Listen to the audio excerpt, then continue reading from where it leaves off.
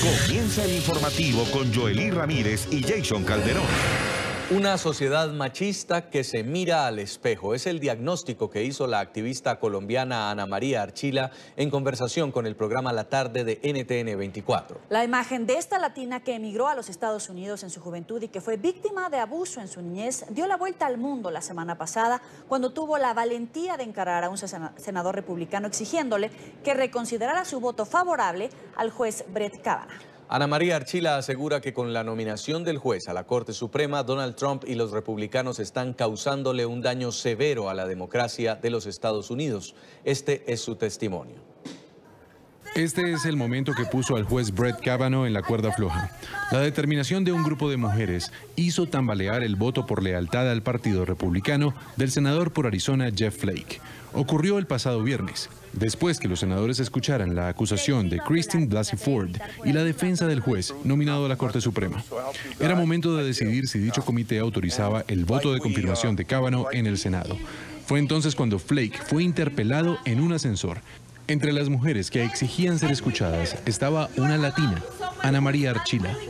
Ahora, ¿por qué decidió encarar a Ana María precisamente al senador Jeff Flake? ¿Por qué él en particular? Bueno, el senador Flake, yo tenía mi esperanza puesta en él. Yo pensaba que era posible que el senador Flake fuera el hombre republicano, el único del comité judicial que estaría dispuesto quizá a votar de una manera como arraigada en su conciencia y no solamente en su partido. Muchas mujeres fuimos a visitar a las oficinas del senador Flake por muchas semanas. Y la interacción que yo tuve con el senador Flake no vive como en un vacío, es parte de un movimiento de gente que está contando sus historias y que está obligando a los políticos a que nos miren a la cara, a que nos respondan nuestras preguntas. El intercambio llevó a Flake a repensar su posición y terminó solicitando una investigación del FBI en el caso Kavanaugh. Sin embargo, dicha indagatoria ha sido limitada en el tiempo, algo que Archila considera irresponsable. Parece que este señor Kavanaugh tiene, de hecho, varios tipos de comportamiento que me hacen a mí dudar aún más de su capacidad de comportarse con integridad. La Corte Suprema de Justicia debe ser, y en esencia debe ser, un cuerpo no político, no partidista. Y los republicanos y el presidente Trump están realmente haciéndole un daño muy, muy severo a la democracia en este país. La activista colombiana considera que lo que se ha visto en el caso de Brett Kavanaugh es el reflejo de una sociedad machista que se mira al espejo. Estamos en un momento en el que estamos mirándonos al espejo como una sociedad entera, y viendo que todavía hay una gran resistencia de los hombres en el poder a aceptar y realmente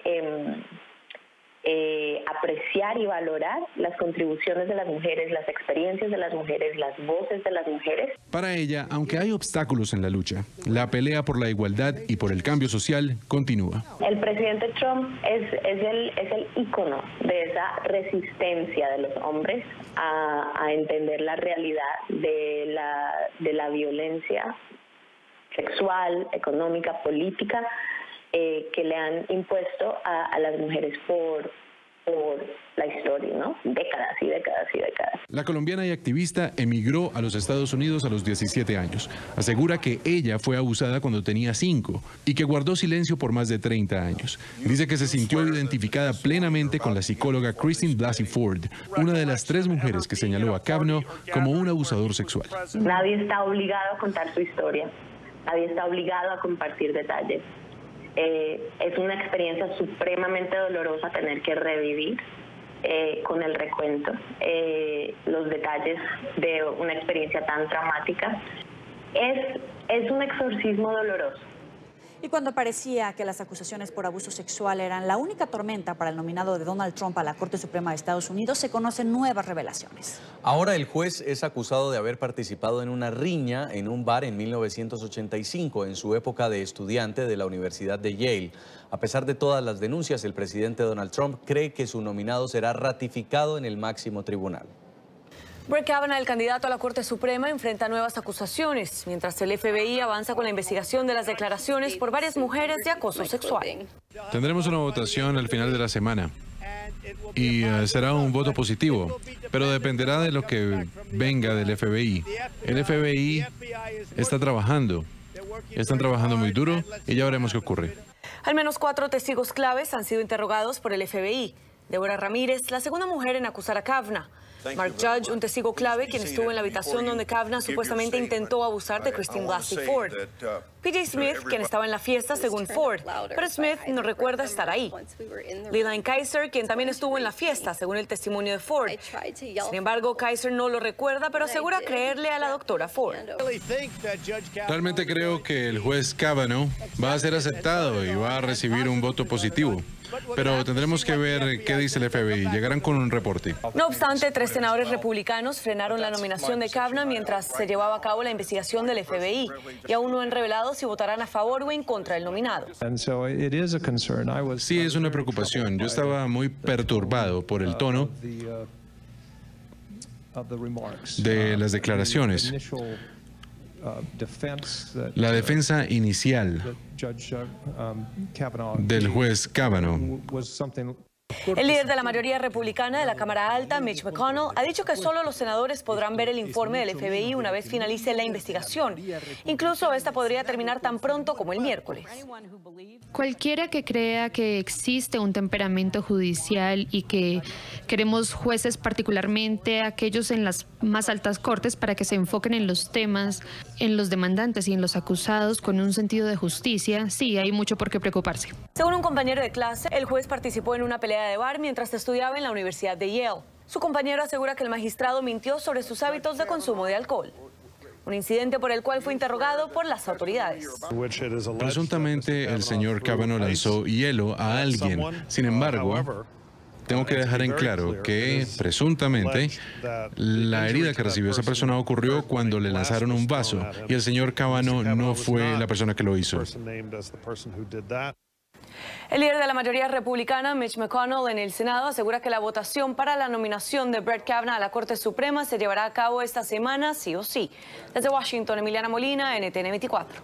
Y tras conocer las nuevas acusaciones, el presidente Trump se refirió de forma particular a la polémica que ha desatado a nivel nacional el caso de Brett Kavanaugh. Dijo que es un momento aterrador para los hombres jóvenes de los Estados Unidos. Trump dijo que su nominado, quien es investigado por el FBI, ha sido tratado brutalmente y aseguró que en la actualidad cualquiera podría ser víctima de acusaciones falsas y que la lógica es, según él, que eres culpable hasta que puedas probar lo contrario. Es una situación muy difícil. Si puedes ser una persona ejemplar durante 35 años y de repente alguien aparece y dice que hiciste esto o aquello y dan 3 testigos y esos 3 testigos en este punto no corroboran lo que ella estaba diciendo, es una situación muy aterradora donde eres culpable hasta que prueben que eres inocente. Toda mi vida yo he escuchado que eres inocente hasta que te prueben culpable, pero ahora eres culpable hasta que prueben que eres inocente. Esa es una situación muy difícil. Bueno, yo digo que es un momento muy aterrador para los hombres jóvenes de Estados Unidos cuando puedes ser culpable de algo de lo cual ni siquiera eres culpable. Es un momento muy difícil. Este miércoles comienzan las inscripciones para el programa de lotería de visas en Estados Unidos. El gobierno puede otorgar más de 50,000 tarjetas de residencia permanente a extranjeros de países elegibles por medio de un sorteo. Pero mucha atención, México, Colombia y El Salvador figuran entre las naciones excluidas hasta el año fiscal de 2020 para esta lotería.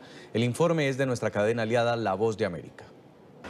Comienza la inscripción de la lotería de visas, mediante la cual el gobierno de Estados Unidos otorga más de 50.000 residencias permanentes. El proceso, que se extiende hasta el 3 de noviembre, requiere que el solicitante ingrese en la página web del Departamento de Estado, donde se refiere al programa de visas por diversidad. No tiene que pagarle a nadie para que le haga la planilla. Es electrónico, usted no va a recibir ningún tipo de mensaje de nadie diciendo que se ganó la lotería. La abogada de inmigración María Trina Burgos explicó que existen países que están fuera del programa de lotería de visas, cuyos ciudadanos no pueden presentar solicitud. Entre esas naciones están Bangladesh, Brasil, Canadá, China, Colombia, República Dominicana, El Salvador, Haití, India, Jamaica, Nigeria, Perú, entre otros. La cuota que hay anual de visas a través de la lotería es una cuota limitada y entonces el Departamento de Estado de repente da más visas de la cuenta, pero también vuelven a meter países, o sea, no solamente que quitan, también vuelven a entrar países. Entonces son buenas noticias también a veces, ¿no? Pero este año quedó igual que el año pasado. Hay quienes están detrás de este programa de diversidad de visas, empezando por la Casa Blanca. La abogada afirma que una vez que se anuncian los ganadores, estas personas deben ser objeto del escrutinio federal. Quienes critican este programa dicen que viene cualquiera.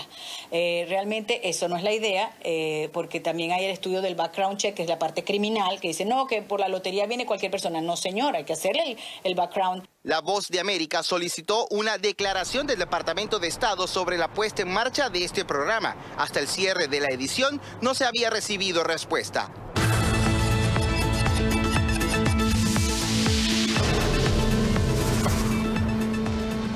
En Brasil, el candidato presidencial Jair Bolsonaro amplía su ventaja como favorito en el más reciente sondeo de intención de voto.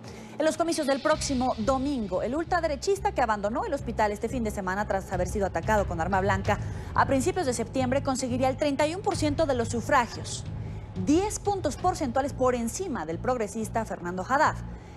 El sustituto en esta contienda del expresidente Lula, preso por corrupción, se mantuvo estable con un 21% de las simpatías. El laborista Ciro Gómez, tercero en la carrera presidencial, cayó un punto porcentual respecto al último sondeo y cuenta ahora con 11% de la intención de voto. El socialdemócrata Geraldo Alckmin permaneció en la cuarta posición con el 8%, que es la misma cifra que había registrado en las últimas dos encuestas de Ibope. Los apoyos de Marina Silva, la ambientalista que disputa por tercera vez la presidencia de Brasil, pasaron del 6 al 4%.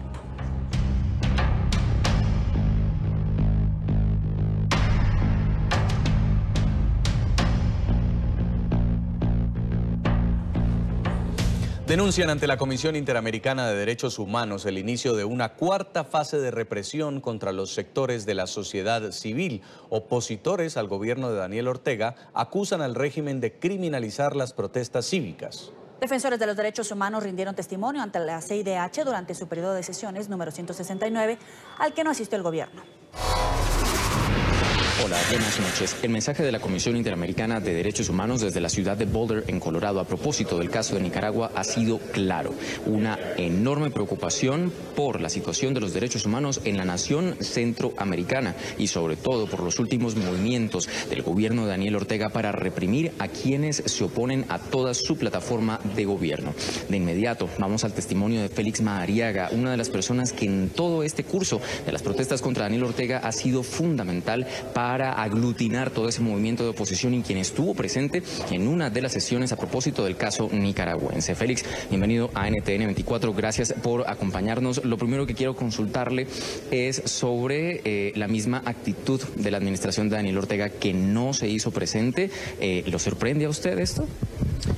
Me entristece más que sorprenderme. El gobierno de Nicaragua continúa actuando bajo un estado de negación. No admite los muertos, no admite los desaparecidos, no admite los presos políticos.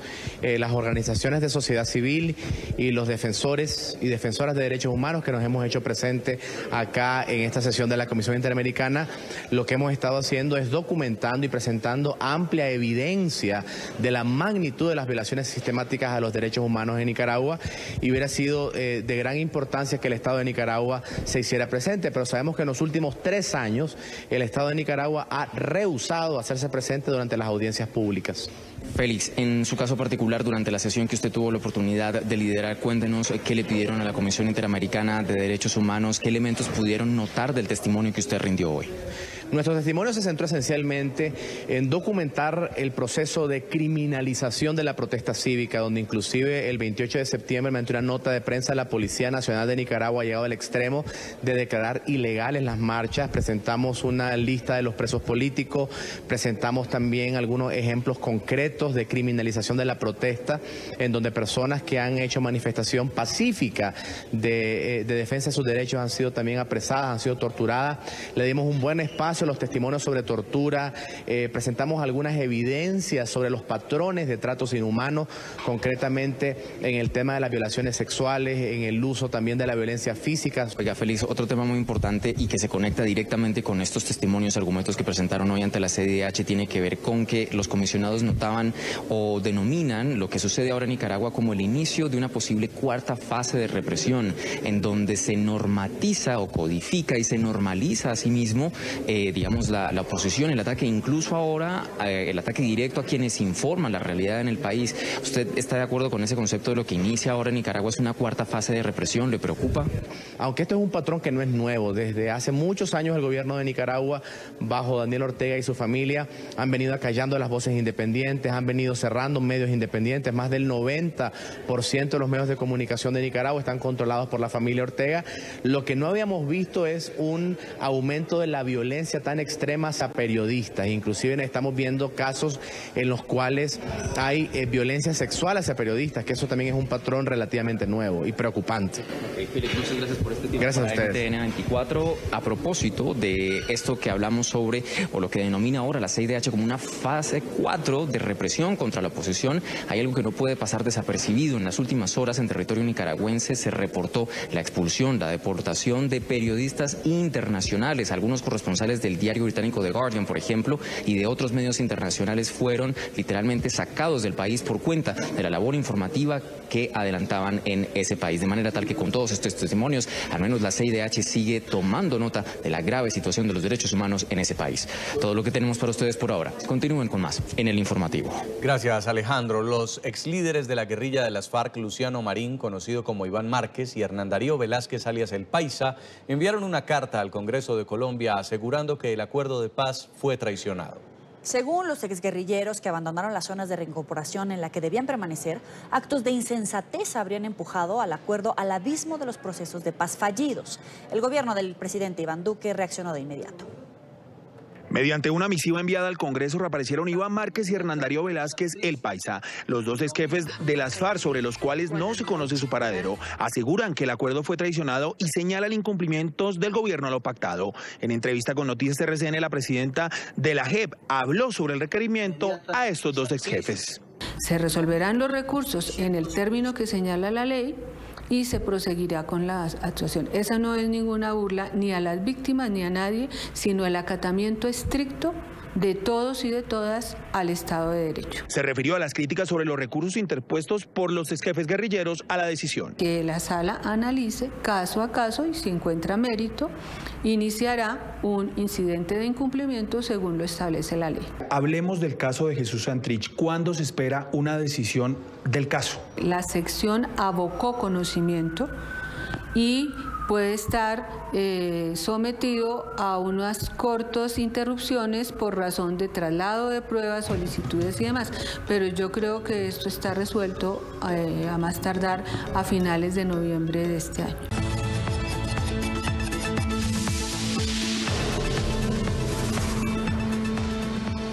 Se cumplen 4 semanas de protestas en Costa Rica contra la reforma fiscal promovida por el gobierno. En las últimas horas, una jueza declaró ilegal la huelga que sostienen trabajadores en el sector salud. El paro ha dejado cerca de 90.000 citas médicas canceladas y casi 3.000 cirugías postergadas. Informe de nuestra cadena aliada Noticias Repretel. La prohibición de huelgas en servicios esenciales llevó al Juzgado de Trabajo de San José a declarar ilegal la huelga en uno de los dos sectores más fuertes, como lo es salud, con los empleados de la Caja del Seguro Social. En esta sentencia de 28 páginas se incluye el Sindicato de Profesionales en Ciencias Médicas, la Unión de Empleados de la Caja, la Unión Médica Nacional, la Asociación Nacional de Profesionales en Enfermería y el Sindicato Nacional de Enfermería. Este movimiento ha ocasionado la suspensión de 90.000 citas y 3.000 cirugías a lo largo de 22 días. Hago un llamado a los dirigentes sindicales. Hay un acuerdo sobre la mesa. Firmémoslo. Y a todos los empleados de la Caja que se han sumado a esta huelga, los invito a que se reincorporen a su trabajo. Esta declaratoria de ilegalidad es una sentencia en primera instancia, ya que primero se notifica esta declaratoria de ilegalidad. Luego, en este caso, los sindicatos tienen 3 días para apelar. Posterior a eso, el juzgado de trabajo cuenta con 5 días para dar una resolución. Y cuando se notifica esa sentencia final, los empleados tienen 24 horas, es decir, un día más para volver al trabajo, o serían despedidos. En total cuentan con 9 días hábiles más sin volver al trabajo. Todavía no nos preocupa tanto la declaratoria de ilegalidad, porque en primera instancia no es un acuerdo firme de un juez. En esta sentencia, la jueza Susana Porras Cascante le llama la atención a los gremios sindicales. Y no se escondan para no ser notificados, pues con su actuar se ha generado un caos en el país. No, es los que trabajamos en esto, sabemos que esto es un procedimiento de acuerdo al Código de Trabajo y la ley, y le impugnaremos al tercer día que nos corresponde y sigue ese procedimiento. Además, se condenó a cada sindicato a pagar 500.000 colones por costas de la acción, para un total de 2.500.000 colones entre los 5 sindicatos de salud notificados. NTN 24 con los protagonistas de la noticia. Saludamos a esta hora en San José a Rodolfo Pisa, es el ministro de Presidencia en Costa Rica. Gracias, ministro, por atendernos. Bienvenido al informativo.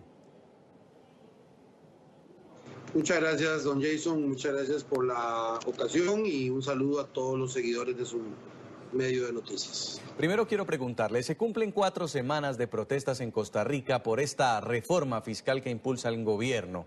¿Qué tan serio es el problema fiscal de Costa Rica y en qué consiste este proyecto de fortalecimiento de finanzas públicas? Bueno, es un problema serio. Efectivamente, ha venido creciendo el déficit fiscal en los últimos 10 años de una manera sostenida. El nivel de endeudamiento del Estado, aunque es más bajo que el de muchos otros, de no encontrarse una solución, en este momento se dificultaría la situación económica y social de nuestro país. Hace 18 años se planteó la necesidad de hacer una reforma fiscal integral. Hace poco más de 11 meses, en noviembre del 2017, al finalizar la administración anterior, se aprobó un proyecto de inicio de discusión para discutir, valga la redundancia, un proyecto de fortalecimiento a finanzas públicas que abarca múltiples temas. Obviamente, en primer lugar, ajustes de pasar del impuesto de ventas al impuesto al valor agregado, manteniendo la misma tasa de impositiva del 13%. Además, reformas importantes al impuesto sobre la renta, se agregan escalas en los salarios superiores, digamos, en la primera escala sobre los $4.000, los que están por debajo de ese monto se mantienen las mismas escalas. Se establece el principio de renta global, se establecen también impuestos a las ganancias de capital, a las ganancias pasivas de capital de manera un poco mayor, obviamente a las que hoy existen. También se establecen una serie de medidas de contención del crecimiento del gasto en lo que tiene que ver con remuneraciones y empleo público, garantizando que se mantendrán el poder adquisitivo de las actuales remuneraciones de los empleados públicos, pero que no sigan creciendo en la forma desmesurada o desproporcionada en que han venido creciendo. Además, se eliminan,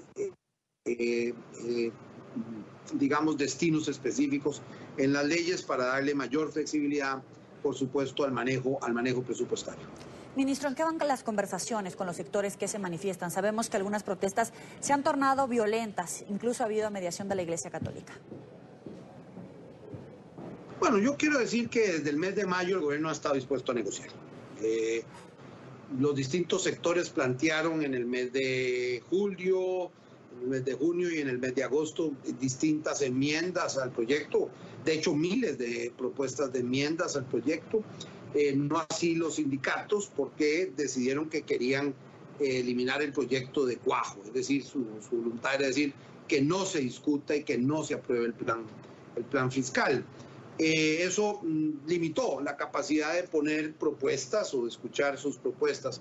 Aún así, el gobierno siempre ha estado dispuesto, incluso nunca se ha levantado la mesa, nunca el gobierno se levantó de la mesa, incluso el presidente los invitó en varias ocasiones a que si no iban a la huelga, que él personalmente se sentaba con ellos, ya se había sentado en alguna ocasión, a discutir punto por punto el proyecto. El tema es que ya llevamos un año prácticamente de un procedimiento especial que requiere 2/3 de la Asamblea Legislativa. Ya en los últimos meses de la administración anterior y en estos primeros 5 meses que lleva esta administración, con 3 opciones de posibilidades de poner enmiendas en la primera etapa, en la segunda y en la tercera, de manera que ahora en la etapa final, pues lo que corresponde es aprobar el proyecto en primer debate, hacer las consultas constitucionales previstas y luego aprobar el proyecto en un segundo debate. Los trabajadores de la salud se sumaron a la protesta. En las últimas horas, una jueza de trabajo determinó que son ilegales las manifestaciones cuando se dejan de prestar servicios básicos. ¿Está garantizado el servicio de salud de los costarricenses? Sí, en su gran mayoría. En su gran mayoría ha habido una afectación importante de cerca de 90.000 citas que se han perdido o se han postergado y cerca de 3.000 cirugías que se han postergado. Debo decir que el sistema de salud en general tramita más de 40.000 citas por día. Desde ese punto de vista, en la mayoría de los centros hospitalarios ha habido servicios de salud, pero sí ha habido afectación, particularmente en algunos hospitales, y eso ha afectado a los ciudadanos. La jueza lo que reitera es que la huelga, como lo dice la Constitución, en los servicios esenciales es prohibido, pero es que además, como lo han dicho en los demás casos de otras instituciones públicas, no se cumplió ninguno de los procedimientos, ni se planteó un pliego de peticiones que se haya negado el gobierno a discutir, ni se plantearon cómo se iban a garantizar los servicios esenciales, de manera que prácticamente en casi todas las instituciones se ha declarado ilegal los movimientos de huelga. Finalmente, ¿usted cree que el proyecto saldrá adelante tal y como está o cómo votaría el Congreso? Sí, yo creo que sale adelante. Todavía quedan 2 días en que pueden hacerse ajustes y la Asamblea Legislativa está en esa etapa de revisar los últimos ajustes a nivel de plenario, de las que ya se habían planteado a nivel de comisión, y después de eso entra una discusión al primer debate que puede estarse planteando básicamente la próxima semana. Terminada esa semana, de acuerdo con la Constitución, se harán las consultas constitucionales después del primer debate y luego, recibidas las consultas constitucionales y eventualmente la posibilidad de que se presente una consulta de constitucionalidad a la Sala Constitucional, conocidos esos criterios, la Sala tiene un mes para responder esa consulta, proceder ya a la discusión y aprobación del segundo debate conforme a lo que establece la Constitución y la ley. Ministro, queremos agradecerle mucho por esta entrevista. Es el señor Rodolfo Pisa, ministro de la Presidencia de Costa Rica. Gracias por haber estado con nosotros. Muchísimas gracias y un saludo a todos los seguidores de ese video. Muy amable.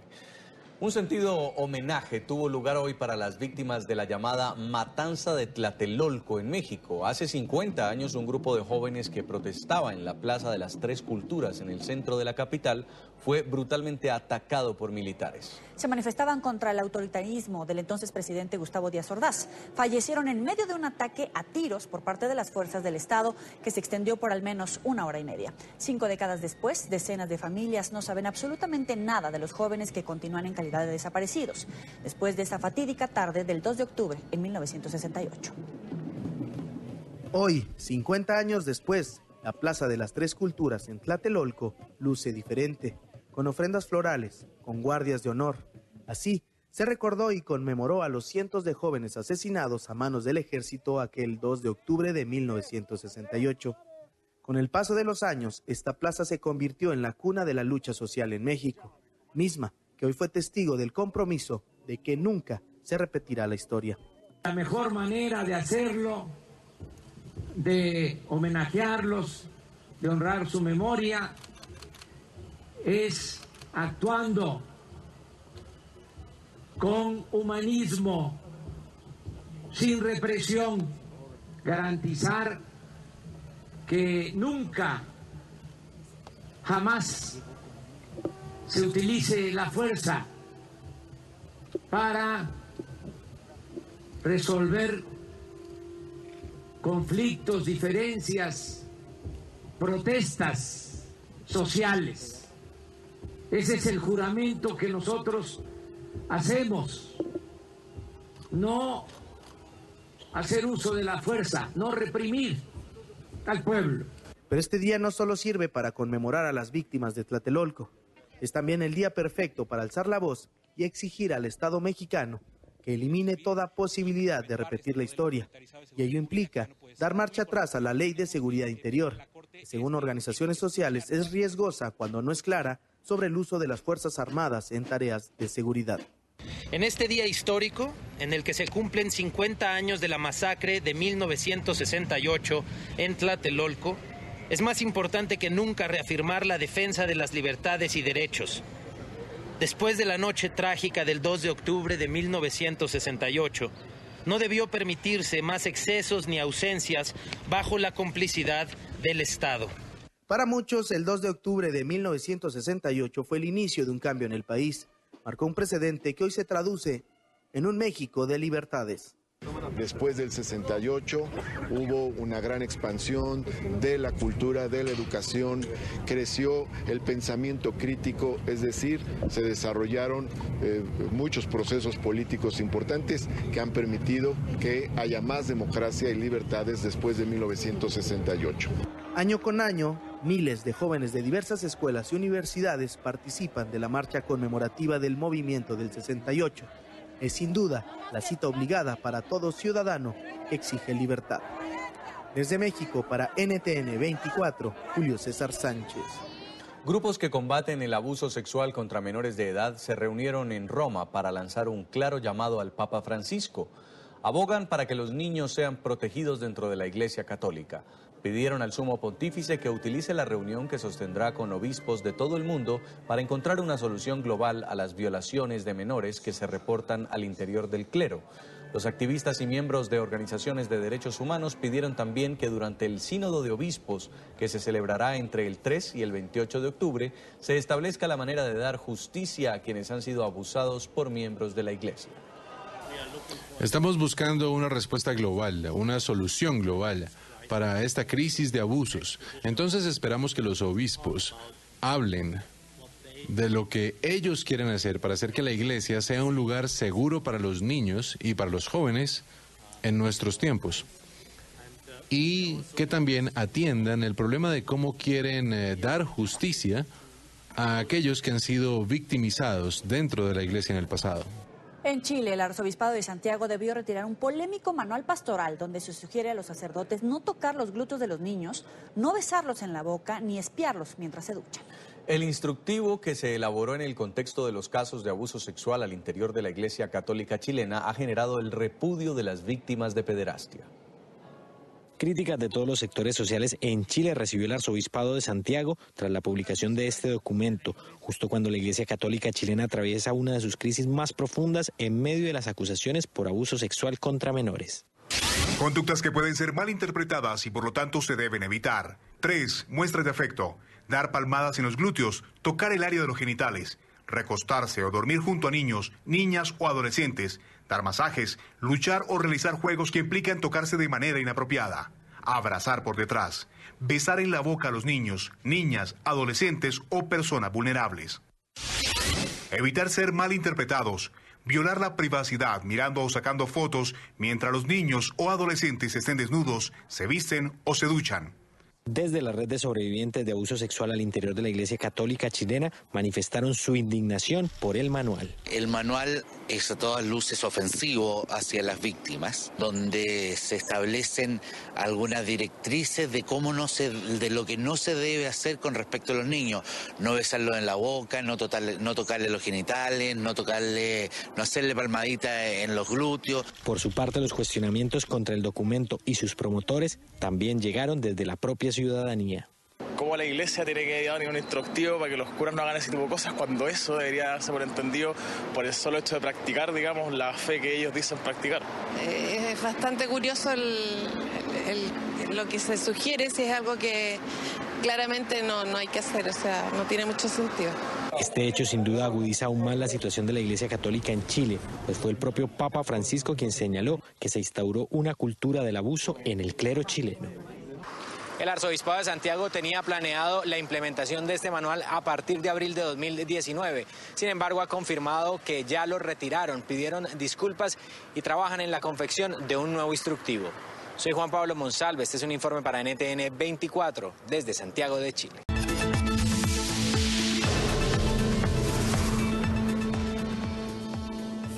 Aumentó el número de muertos en Indonesia tras el terremoto y posterior tsunami.